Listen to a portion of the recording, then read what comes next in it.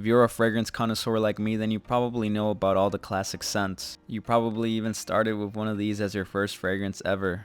And let's be honest, these fragrances were very popular for a good reason. They were both very mass appealing with their scent profiles, and they even got you a compliment or two back in the day. However, when looking back at some of these scents, we have to understand that they don't get as much love as they used to. Some people may call them super overrated and not even worth the price tag anymore. So I'm here to take a look at these all-time classics and finally get to the bottom of this whole situation and give them my honest rating. Starting with the infamous Dior Savage, aka what most people refer to as simply the ex-boyfriend cologne, and one that's also associated with all those "where my hug at" guys. But I'm not gonna lie, Savage does have some power behind it.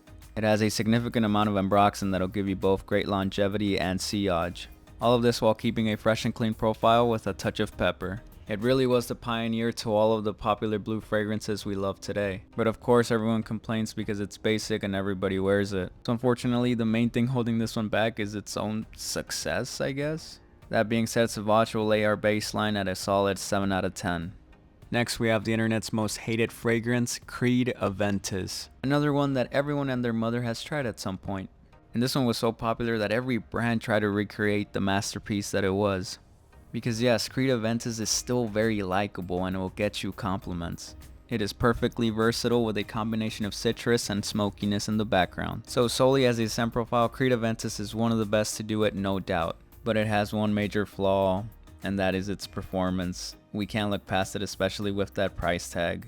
So as much as it hurts to see the king fall, I have to deduct some points for performance, and I'm going to give it a 7.5 out of 10, still solid though.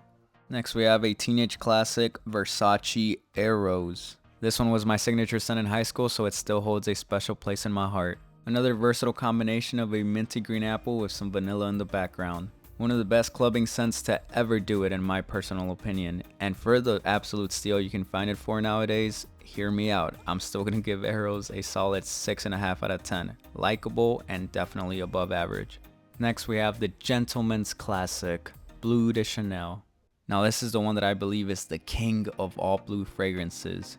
To me this is the best and safest fragrance you can rock at the office, and it is also one of the most versatile fragrances that you can wear every day. Truly a masculine masterpiece with an elite combo of grapefruit and some warm woods. And sure, some people may say it's overpriced for a designer fragrance, but to me it's worth it and definitely a 9 out of 10. Last but certainly not least, we have Parfums de Marly Layton. This is still one of the best date night fragrances from our generation.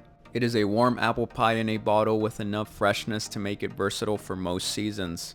It is one of the more mass appealing scent profiles in the niche game, although some people may argue that it smells kind of medicinal. But even with the Vicks Vapor Rub comparisons, it is still unique with great longevity, and it's getting an 8.5 out of 10.